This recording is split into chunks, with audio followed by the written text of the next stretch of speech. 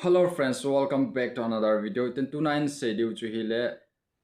kumtam pi ipu ipa khanga kona karbyang longa ki uma pata ki nei lowa ning kum ho ang pata i zan ham lak i zan ham khat hin isu wa tu kuma hin bol kin we na hin bol na wa e hoi chan zo lo e mi te chan zo lo wen cha he tu kuma he i hung chan na di wa he ep decision ep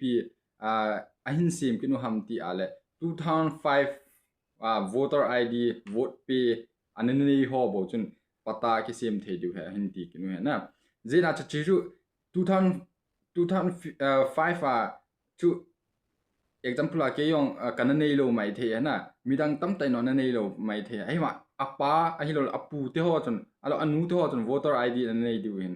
ama ho chun vote api am pi ham ti chu iti ki hol du ham iti voter ID 2005 langa cho inu pa te hon ipu te hon anane yum cho iti hol du ham I hol teng le bon chi jung ju ya cho pata ho hung ki sim the du ha na je chun cho iti vet du ham cho ka hin vet sa den je cho abula kona zo na ge nehin ngai pe nehin vet pe lan channel la than hen lung sit ten like share subscribe nim bol pi di no ke hin tiam we ki pan masam comment chula bonga hin ka ki pan ka video ho abula kona zo na ge nehin ngai pe nehin vet pe je yang ki pa thu gen se na channel la than hen lung sit ten like share subscribe nim bol pi di no in tiam ve direct panatin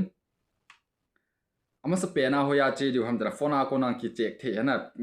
aji chu 2011 a hi phone ko na ga download the ai lo la kila the he mi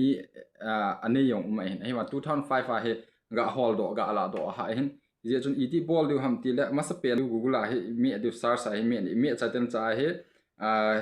description ai lo la comment a ani a ka hin pe hin a link cha chun mi ala direct ana lu the na tia he search du search o ten la ta interface din Office of the Chief Electoral Officer Assam kiti en chai lu du tia interface cha im cha bol ko ngai po anoi lang chun chi le han select district has on 2005 kiti hen cha hi pi bol de ham che district karbyang long chu hi la karbyang long me de hen chi jo ten le select assembly constitution has a 2005 kiti hi me de na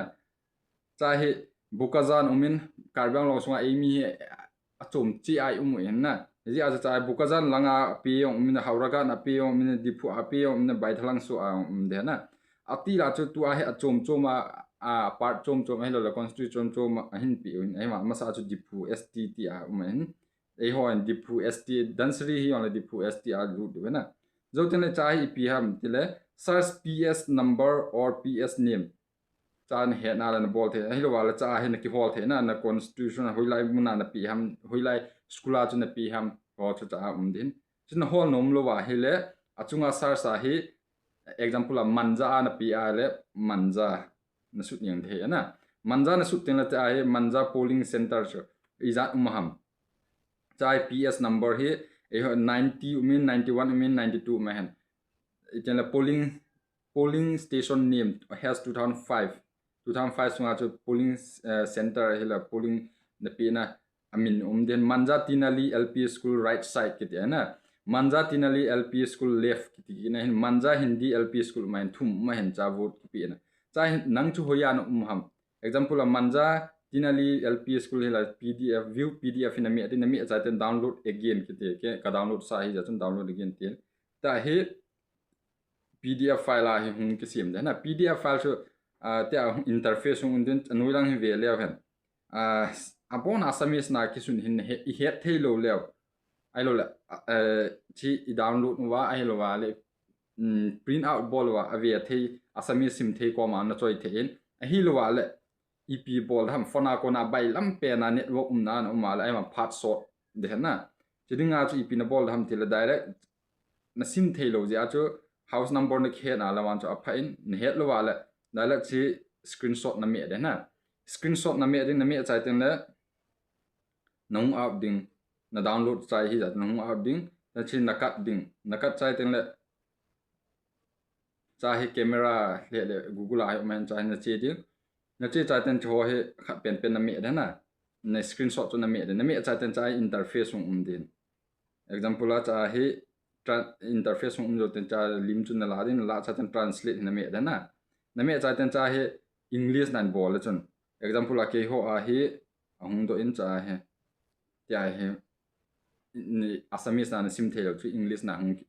ki translate de na tia chu na bola na ki hall phe pe the na PS a chu screenshot na mi ana ki hall phe na ki hall the ti chu ai ma phat alevin ai ma chu nagut na le na bol do de na ta chu na hall a le na min a uma le alo na pu te ham na pa te ham min uma le chu pata chu na sim the di bo na chi lo wa le 2005 anui langa chu voter ID anani ho vote pi ho a bo chu iti sei dam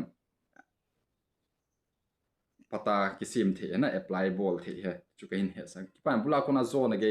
nin ngai pi nin ve pe jing ki pa thu ken se pa